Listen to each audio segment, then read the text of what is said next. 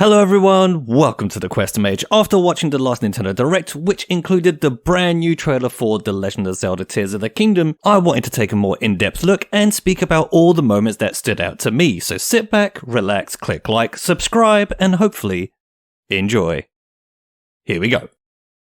Okay, a few seconds in and we're already stopping the trailer. Here we can see one of those green spirals which I'm assuming are fast travel points at this stage. We can also see a malice circle in the ground and Mount Doom seems to be spewing that said malice. I also wanted to note the lightning, as in this trailer we do really get a sense that the game might be a darker one overall in comparison to Breath of the Wild. The fog, the lightning, rain, and the overall tone, it really just all stands out to me and it might be letting us know this might be a darker game in the end. When the screen gets even darker though, we can see that the spiral we saw isn't the only one. We can see one here on the left and another one here on the right. It does seem that these might be everywhere. Next we see 3 brand new winged enemies. Hopefully this will make the world a little bit more hectic in regards to combat when the player is traversing it. We can also see 2 bokoblins here and here. A floating landmass, and lastly, is it just me, or did Breath of the Wild not have this much fog? It's something that really stood out to me the more I watched this trailer. Here we can see a 4th winged creature joining its friends. Also, another green spiral right down here. Stopping again, here we see new towers which have been added to the game, possibly to substitute the old Sheikah ones. If we zoom in, we can see that they are indeed different. The lighting here is what stands out to me, as it looks like they have huge spotlights at the base of each tower. What we don't know at this stage is, are they always like this? Are they like this only sometimes? We just don't know. Obviously, there is another one of these glowing markings on the floor in the middle right here.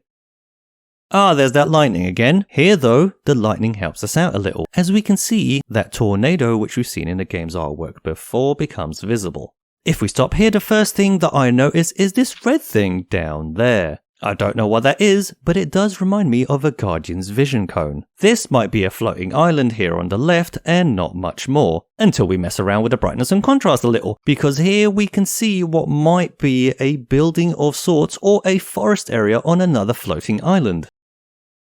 Now that the clouds have politely moved out of the way, we can see that it's revealing what might be a building of sorts. Here, this looks like a circular open area and this overall space seems like it's traversable from right to left. Okay, is it just me or does this area look like a cave? Here we see new bokoblins and Lizalfos. Here's a closer look than before. Standing out is the red colour that they now display. It seems like the malice in this game might be red and also infects living creatures, like the purple malice infected the Guardians in Breath of the Wild. Here we can also see what looks like a malice river.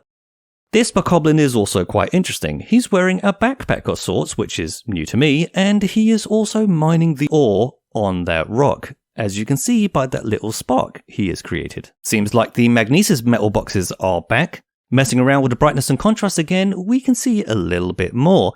These ruins are definitely new, right? I don't remember those in Breath of the Wild. Here is also an interesting tree, which seems like it's emitting light. I have no idea what this is. And also, what are these? Are these the blue flames from the first game making a return? Don't know. Lastly, here's an enemy skull ornament hiding right over here. Now we can see Hyrule Bridge, and what is that? A fire-headed Cerberus with a creepy tail. That's interesting. Maybe another green spiral here and Hyrule Castle surrounded/lifted up in the air by Malice. Next up is what looks like Hateno Village. A green spiral is first, right there, but there is something weird in this scene also. Remember earlier I mentioned the blue flame? Where are the lanterns? They all seem to be missing in this scene. I don't know why. Okay, let's enhance the image a little. These are new and also look like tents. Lastly, is this a Sheikah tower from Breath of the Wild here in the background? I'm not sure. Also, is this a Malice River? Next we see the Blood Moon, which seems like it's been weaved into the story a little bit more than last time. We then move on to Hyrule Castle. Here the Blood Moon is spewing malice.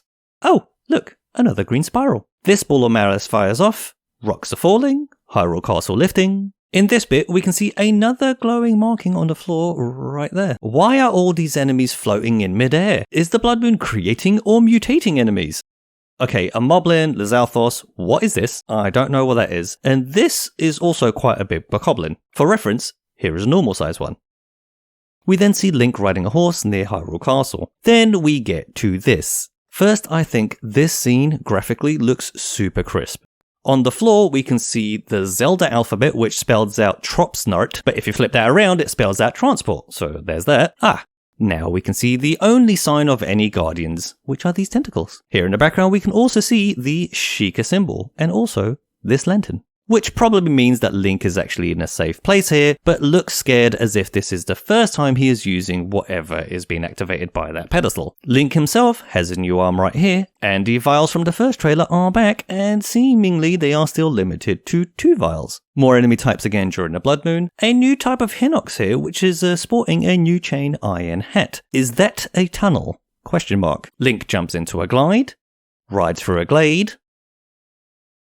Okay, one of 2 things is happening here. These bokoblins and the flying creatures are working together, or bokoblin is what's on the menu for lunch. We also see some buildings right here, and is that a raft? Moblins versus Link? Whoa, I don't know what that is, but that be Zonai. Maybe Ganondorf appearing again. An amazing look at Link. The Zelda team making desktop wallpapers here. I have to ask, how many of these flying islands are there? Why is this cube right here? We also see some malice, and messing around with the brightness and contrast again, we can see one of those new towers there. Also, is this platform in Breath of the Wild? We then see Link skydiving. Straight into brightness and contrast changes for this one. There is a tower in the upper right, a malice hole like the one we saw earlier, and maybe a stable in the far distance there. Another great image here. The floor markings can be seen in the middle, a new type of enemy base here, another new tower, and a sneaky stable right there. Okay, Link is about to power up a new item, and it seems to be a homing arrow. The same flying creature from earlier, and also apples confirmed. Wait a minute. Buildings? Also, is that an enemy platform? Shield surfing returns on rails. Literally. More enemies. Floating islands. Is this type of ore in Breath of the Wild? I don't think it was. And if we look with a little bit more detail, I don't know what these 2 things are, but they are identical.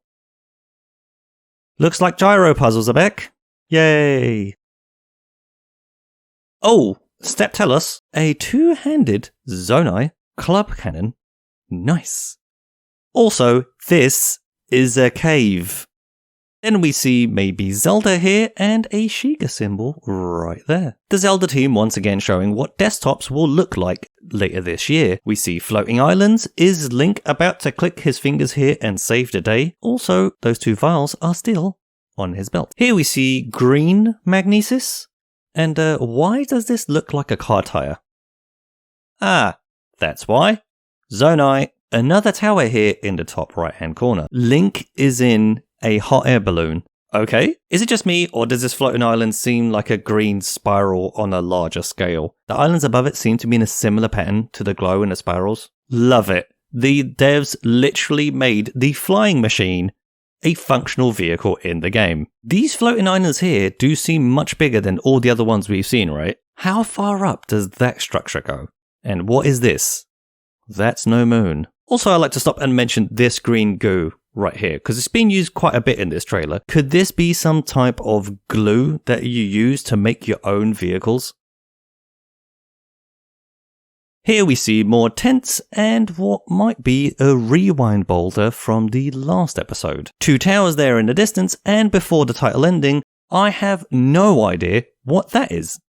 After the title ending, we see 2 more moments. Here we see Link wielding the Master Sword, which is glowing blue and has malice all around it. It seems like he's holding his arm, so maybe he's been attacked by whoever that is already. Thus, the sword being damaged and Link being hurt. The trailer then finishes with Link trying to save Princess Zelda. And that's it. That was the brand new trailer from the Nintendo Direct. What did you think? Let me know down in the comments. If I missed anything, also let me know down in the comments. But that's going to do it for today's episode. Thank you very much again for watching. If you like what I do here, please do click that like button down below. If you want to see more, please hit that subscribe button, as that is the only way this channel can grow. Now, I hope you liked this video, and I hope to see you in the next one. And until then, thanks again.